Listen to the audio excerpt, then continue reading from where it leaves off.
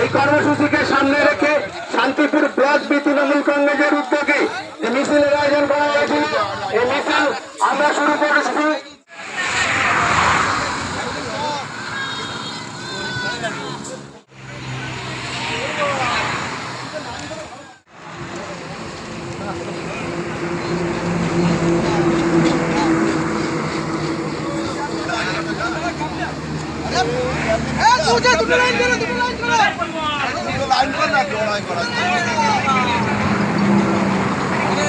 অনেক লোক আছে লাইন ফেলে